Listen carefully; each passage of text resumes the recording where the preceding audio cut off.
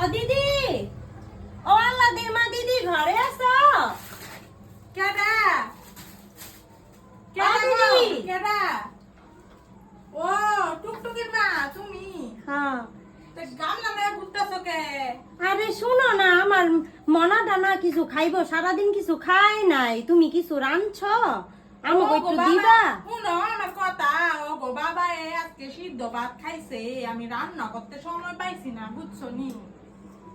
আরে এমন করো কে? পাড়া প্রতিবেশীর কি একটুখানি মানুষে উপকার ও করে মা, না? আমি রান্না বাড়া করছি নি, তোমার যে দিমু।